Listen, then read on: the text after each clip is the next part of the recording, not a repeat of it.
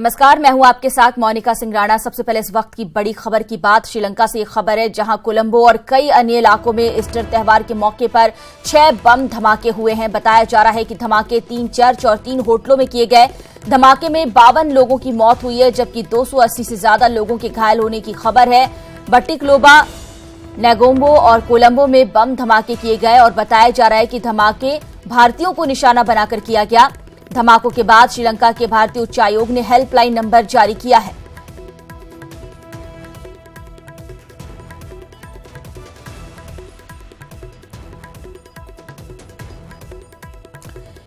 एक के बाद एक सीरियल ब्लास्ट यहां पर किए गए हैं। श्रीलंका की राजधानी कोलंबो में सीरियल ब्लास्ट हुआ है। ईस्टर के मौके पर 3 चर्च और 3 होटल में ब्लास्ट किए गए हैं और अब तक जो खबर आ रही है उसमें मौतों का आंकड़ा भी लगातार बढ़ता जा रहा है। घायलों की संख्या भी काफी ज्यादा है। जानकारी के मुताबिक राजधानी कोलंबो में 6 सीरियल धमाके हुए हैं। 3 चर्च और 3 होटलों में ये धमाके हुए हैं। 50 से ज्यादा लोगों की मौत हुई है और तकरीबन 300 के करीब लोग घायल हुए हैं। हालांकि आंकड़ा भी और बढ़ सकता है। फिलहाल ये भी जानकारी निकल कर आ रही है कि धमाके में भारतीयों को निशाना बनाया गया और आईएसआई के इशारे पर हमले की खबर भी आ रही है। ये 2 तस्वीरें आपको दिखा रहे हैं किस तरह से होटल और चर्च को निशाना बनाया गया।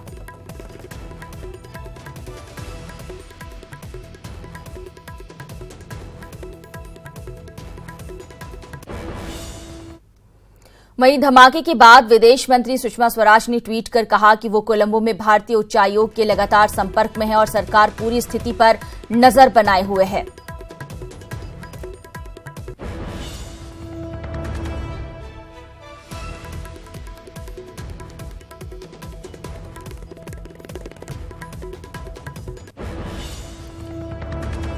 तो ये ट्वीट किया गया है, सुषमा स्वराज ने ये ट्वीट किया है जो आपको हम दिखा भी रहे हैं।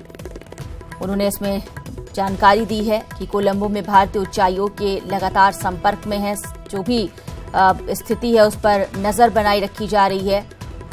इधर लगातार ट्वीट किया जा रहा है। वेंकैया नायडू ने क्या कुछ कहा है वो आपको दिखा रहे हैं। कोलंबो, श्रीलंका में ईस्टर संडे का दिन कई बम धमाकों में निर्दोष लोगों की जान जाने से मुझे गहरा सदमा लगा है। शोक संतप्त परिवार के प्रति मेरी हार्दिक संवेदना है और मैं घायलों के शीघ्र स्वास्थ्य लाभ की होने की कामना करता हूं, कि स्वास्थ्य लाभ उनका जल्दी हो, इसकी कामना करता हूं। बड़ी घटना हुई है, एक के बाद एक कई बड़े धमाके किए गए और अब तक 50 से ज्यादा लोगों की मौत की खबर सामने आ चुकी है, जबकि 300 के करीब लोग घायल बताए जा रहे हैं। 280 से भी ज्यादा का आंकड़ा है।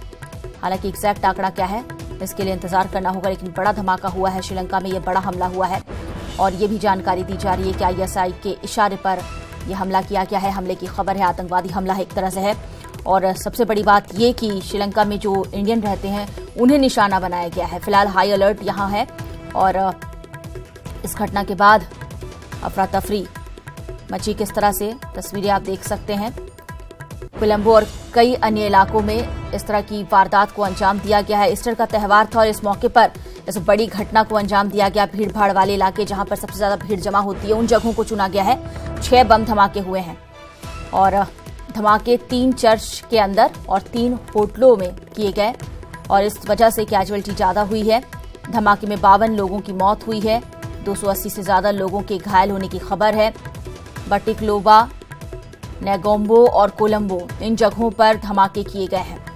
फिलहाल आपको बता दें कि धमाके भारतीयों को निशाना बनाकर किया गया, इसकी जानकारी मिल रही है।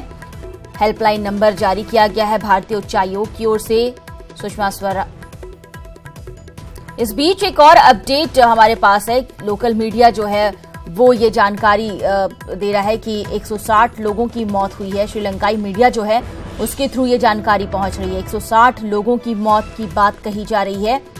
सुबह 8:45 पर लगभग ये धमाका हुआ है भारतीयों को निशाना बनाकर, और जो श्रीलंकाई मीडिया है उसके मुताबिक मौत का आंकड़ा 160 पहुंच गया है। 160 लोगों की मौत हुई है और कई लोग घायल हैं, कईयों की हालत गंभीर बनी हुई है। फिलहाल ईस्टर के मौके पर जिस तरह से बड़ी घटना को अंजाम दिया गया, आतंकी हमला किया गया है, क्योंकि आईएसआई के इशारे पर हमले की खबर भी मिल रही है।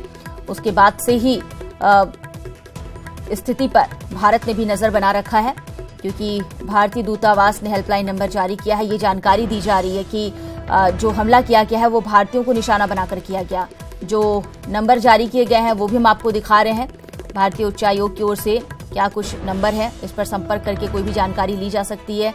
काफ़ी संख्या में श्रीलंका में भारतीय रहते हैं। इंडियन को निशाना इसलिए बनाया गया है और ये बड़ा हमला किया गया है जिससे श्रीलंका के साथ ही पूरी दुनिया दहल उठी है। एक बार फिर से एक बड़ी कायराना करतूत को अंजाम दिया गया। ईस्टर का मौका था, भारी तादाद में लोग चर्च में मौजूद थे, सेलिब्रेट कर रहे थे, सेलिब्रेशन का टाइम था, होटलों में भी भीड़ थी। ऐसे में एक के बाद एक 6 धमाके किए गए, 3 चर्च में और 3 होटल में धमाके किए गए हैं। कई लोगों की मौत हुई है। सुषमा स्वराज ने क्या ट्वीट किया है वो भी आपको बता रहे हैं। जानकारी दी जा रही है कि भारतीय उच्चायोग के संपर्क में है, हर स्थिति पर नजर बनाई जा रही है। उपराष्ट्रपति ने भी ट्वीट किया है, शोक संतप्त परिवार के लिए अपनी संवेदना व्यक्त की है उन्होंने, और जो घायल हुए उनके जल्द स्वास्थ्य लाभ की कामना की गई है। फिलहाल ब्लास्ट के बाद किस तरह से भगदड़ की स्थिति यहां पर देखने को मिली और इस घटना के बाद एक बार फिर से आतंकवाद को लेकर एक बड़ी मुहिम की जरूरत है। एक के बाद एक बड़ी घटनाओं को अंजाम दिया जाता है। ईस्टर का मौका इस बार चुना गया। ईस्टर के मौके पर चर्च और होटल को निशाना बनाया गया, जहां पर लोग प्रे करने के लिए मौजूद होते हैं चर्च में और सेलिब्रेशन के लिए, बाहर घूमने के लिए, खाने के लिए होटल का रुख करते हैं। ऐसे में इन जगहों को स्पेशली चुना गया और धमाके किए गए। 6 जगहों पर लगभग एक ही समय में ये ब्लास्ट किए गए हैं। भारतीय दूतावास ने लोगों की मदद के लिए हेल्पलाइन नंबर भी जारी किया है, जो हम आपको लगातार दिखा भी रहे हैं, आप देख भी सकते हैं। ईस्टर के मौके पर राजधानी कोलंबो की एक चर्च समेत कुल 3 चर्च में धमाके किए गए हैं। इसके अलावा 3 होटलों में भी ब्लास्ट किए गए हैं और जो श्रीलंकाई मीडिया है वो जानकारी दे रही है कि यहां पर 160 लोगों की मौत हो चुकी है।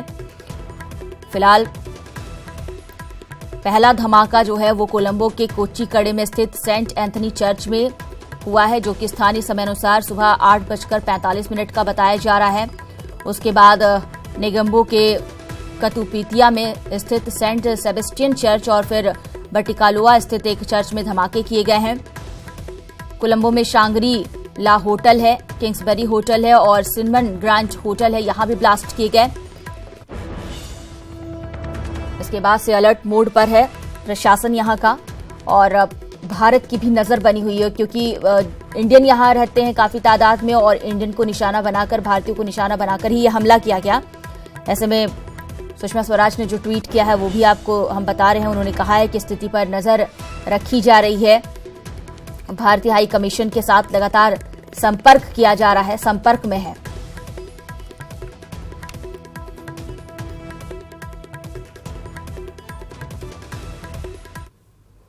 और अब बात 2019 के चुनावी महाभारत की।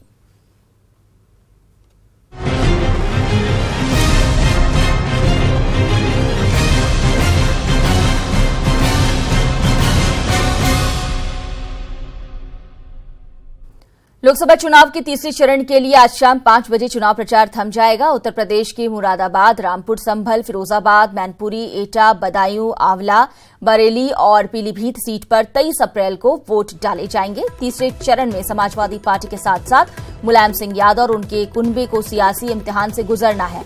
प्रदेश की जिन 10 लोकसभा सीटों पर चुनाव होने हैं वहां गठबंधन के तहत 9 सीटों पर सपा मैदान में है और महज 1 सीट पर बसपा चुनाव लड़ रही है। 2014 के लोकसभा चुनाव में बीजेपी इन 10 सीटों में से 7 सीटें जीतने में सफल रही थी और 3 सीटें सपा को मिली थी। इस बार के सियासी संग्राम में सपा, बसपा, आरएलडी मिलकर चुनावी मैदान में उतरे हैं।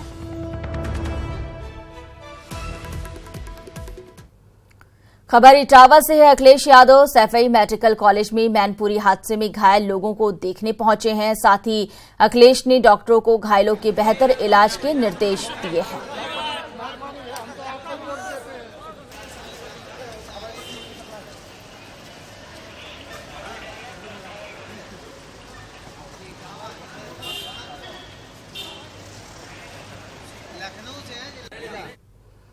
वहीं न्यूज 18 से खास बातचीत में अखिलेश यादव ने कहा कि बाबा, मुख्यमंत्री और अधिकारियों की लापरवाही की वजह से एक्सप्रेस वे पर हाईवे पेट्रोलिंग अच्छे से नहीं हो पा रही है, जिसकी वजह से हादसे लगातार हो रहे हैं। मुख्यमंत्री अखिलेश जी सफाई में आए हुए हैं। दुर्घटना में जो लोग घायल हुए हैं उनको आपने देखा है, डॉक्टरों को निर्देश दिए हैं। अखिलेश जी, बड़ी दुर्घटना हुई है, क्या निर्देश आपने? देखिए, बहुत दुर्भाग्य है कि ऐसी घटना घटी है। हालांकि ऐसी घटना नहीं होनी चाहिए थी। ड्राइवर और जो प्रशासन था उसको ध्यान रखना चाहिए था। अगर कोई गाड़ी 140 से 150 पे चल रही है तो आखिरकार हाईवे पे जो अधिकारी हैं वो क्या कर रहे हैं। इसीलिए समाजवादी सरकार में एक्सप्रेसवे के साथ साथ एक्सप्रेसवे की पुलिसिंग बहुत ज़रूरी थी और लोगों को हर जगह निर्देश देने थे कि तेज़ ना चलें, अच्छे ठीक स्पीड से चलें, सुरक्षित चलें। जो हाईवे पुलिसिंग का सिस्टम बनाना चाहती थी समाजवादी सरकार, उसको ये बाबा मुख्यमंत्री जी ने हटा दिया। जब बाबा मुख्यमंत्री हमारे किसानों के खेत नहीं बचा सकते, कहाँ खेत बचा पा रहे हैं? एक साधारण काम है किसान का खेत बच जाए जानवरों से, इन्होंने वादा किया था अपने घोषणा पत्र में, वो नहीं बचा पा रहे। हाईवे पे गाड़ी चलना चाहिए, सुरक्षित लोग चलें, वो नहीं कर पा रहे। इलाज का तो हालांकि क्योंकि सैफई इतना बड़ा हॉस्पिटल है, मुझे उम्मीद है कि डॉक्टर्स उसका ख्याल रखेंगे। अच्छा, अंग्रेज़ भी हैं, टूरिस्ट भी हैं, वो ख्याल भी रखना पड़ेगा कि भाई अगर कोई टूरिस्ट है उसमें कुछ भी संसाधन नहीं है तो आखिर कौन देखभाल करेगा उसकी। तो मुझे उम्मीद है कि हॉस्पिटल तो ख्याल करेगा, लेकिन सरकार को जाग जाना चाहिए और सरकार नहीं जागेगी, अगर हाईवे पुलिसिंग नहीं लगाती है तो सरकार का जाने का वक्त भी आ गया। ये अस्पताल ना होता तो इन्हें झांसी जाना पड़ता, ग्वालियर जाना पड़ता, आगरा जाना पड़ता, दिल्ली जाना पड़ता। अब ये जनता बताएगी कि ये गठबंधन गरीबों की सेवा वाला है, गरीबों की मदद वाला है, कि भारतीय जनता पार्टी जो कह रही है उसका है गठबंधन। गाँव वाले ये सब तकलीफ वाले लोग आए हैं, किसी न किसी का कोई सदस्य बीमार है, कोई इलाज कराने आया है। ये राजनीति का वक्त नहीं है, लेकिन फिर भी मैं कह देता हूँ, जैसे गांव में जानवर को गला घोंटू बीमारी हो जाती है, गांव वाले जानते हैं, इसी तरह भारतीय जनता पार्टी को काम रोको बीमारी है। कहीं काम चल रहा होगा वो रोक देंगे, कहीं काम चल रहा होगा वो रोक देंगे। और इन गरीबों का सब छीन लिया, पेंशन छीन ली, एम्बुलेंस बर्बाद कर दी, 100 नंबर बर्बाद कर दिया, हॉस्पिटल बर्बाद करना चाहते हैं। हमें उम्मीद है कि थोड़ा जनता इनको सबक सिखाएगी। इस बार जनता तैयार है सबक सिखाने की। ये हमें न जानकारी है कुछ, और हमें जानकारी न होने पे हमसे क्या पूछना। लेकिन भारतीय जनता पार्टी कोई काम नहीं कर रही है। भारतीय जनता पार्टी ने देश बर्बाद कर दिया है। ऐसी बर्बाद करने वाली पार्टी को जनता हटाए।